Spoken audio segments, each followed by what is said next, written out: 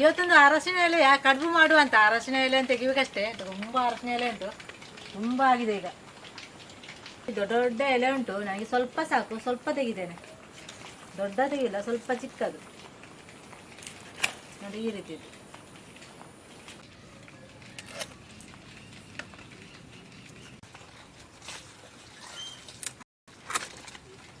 ಈ ಎಲೆನೆಲ್ಲ ಚಂದ ಮಾಡಿ ತೊಳೆದು ಒರೆಸಿ ತರುವ. ಇದರಲ್ಲಿ 2 ಗ್ಲಾಸ್ ಬೆರೆಸಿ ಹಾಕಿ ಉಂಟು. ಇದನ್ನೊಂದು 4 ಗಂಟೆ ನೆಟ್ಟಿದ್ದೇನೆ. ನೆಟ್ಟು ನೀರು ತೆಗೆದು ಅಂದದ್ದು. ರುಚಿಗೆ ಎಷ್ಟು ಬೇಕು ಅಷ್ಟು ಉಪ್ಪು ಹಾಕುವ. ಉಪ್ಪು ಹಾಕಿ ಸ್ವಲ್ಪ ನೀರು ಹಾಕಿ ರುಬ್ಬಿದ್ರೆ ಆಯ್ತು.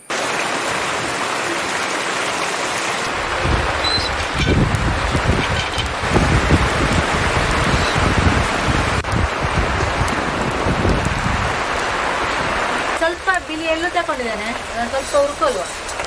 ಸ್ವಲ್ಪ ಹುರ್ಕೊಂಡ್ರೆ ಸಾಕು, ಅಂದರೆ ಕಪ್ಪು ಆಗುದು ಬೇಡ.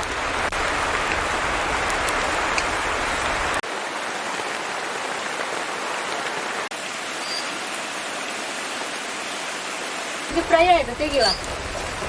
ಸ್ವಲ್ಪ ಅವಲಕ್ಕಿ ಉಂಟಿಲ್ಲ, ಇದನ್ನು ಕೂಡ ಫ್ರೈ ಮಾಡುವ. ಈ ಅವಲಕ್ಕಿ ಕೂಡ ಸ್ವಲ್ಪ ಫ್ರೈ ಮಾಡಬೇಕು.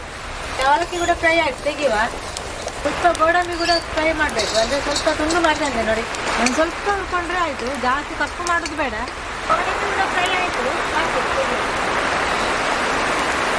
ಒಂದು 250 ಗ್ರಾಮರಷ್ಟು ಬೆಲ್ಲ ಹಾಕಿದ್ದೇನೆ.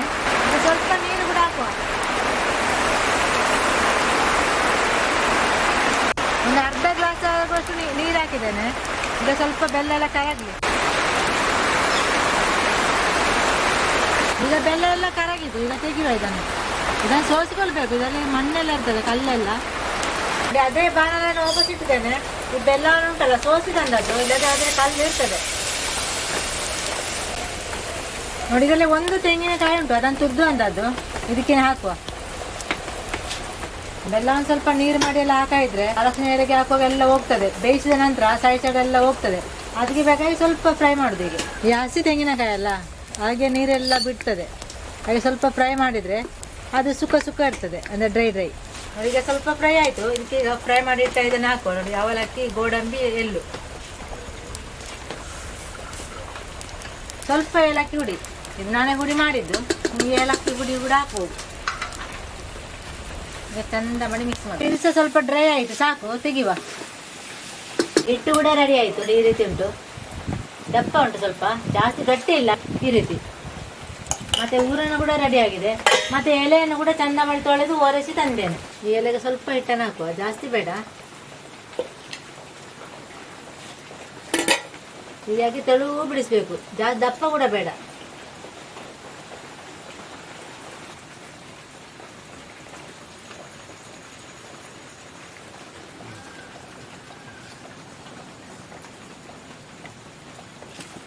ಈ ರೀತಿ ತೆಳುವು ಹಾಕಿದ್ದೇನೆ ಹಿಟ್ಟನ್ನು.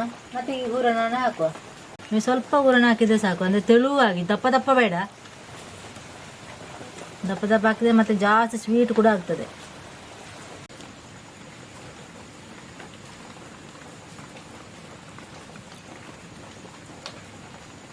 ಇಷ್ಟು ಹಾಕಿದ್ರೆ ಸಾಕು. ಮತ್ತೆ ಈಗ ಮಡಚುವಾಗ ಅದು ಸರಿ ಆಗ್ತದೆ ನೋಡಿ. ಈ ರೀತಿ ಹೀಗೆ ಹಾಕಿದ್ರೆ ಸಾಕು.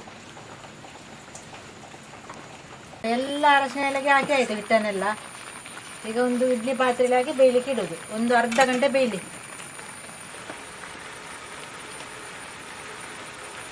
ಅರ್ಧ ಗಂಟೆ ಆಯಿತು, ಬೆಂದಿದೆ. ಈಗ ಸ್ವಲ್ಪ ತಣ್ಣಗಾಗಲಿ, ಮತ್ತೆ ತೆಗಿ. ಈಗ ಕೆಳಗಿರ್ತೇನೆ. ಈಗ ಸ್ವಲ್ಪ ತಣ್ಣಗಾಗಿದೆ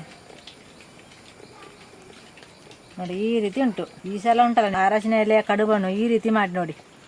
ಇನ್ನೊಂದು ತೆಗಿಯುವ ನೋಡಿ. ತೆಳುವಾಗಿ ಉಂಟಲ್ಲ ಹಿಟ್ಟು, ತೆಳುವಾದರೆ ಈ ರೀತಿ ಬರ್ತದೆ ನೋಡಿ. ಇದನ್ನು ತೆಗಿಯುವ. ಈಗ ಇದರ ಮೇಲೆ ಹಾಕುವ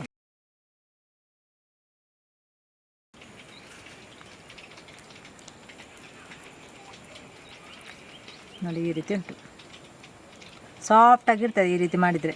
ಈ ಊರನ್ನ ನೋಡಿ, ಇಲ್ಲಿಂದೆಲ್ಲ ಫ್ರೆಡ್ ಆಗಲಿ ನೋಡಿ. ಇಲ್ಲದ್ರೆ ಉಂಟಲ್ಲ ಇಲ್ಲಿಂದೆಲ್ಲ ಹೊರಗೆ ಬರ್ತದೆ. ನಾನು ಮಾಡಿದಾಗ ಊರನ್ನ ಮಾಡಿದರೆ ನಿಮಗೆ ಫ್ರೆಡ್ ಅಂತ ಆಗುದಿಲ್ಲ, ಚಂದ ಇರ್ತದೆ.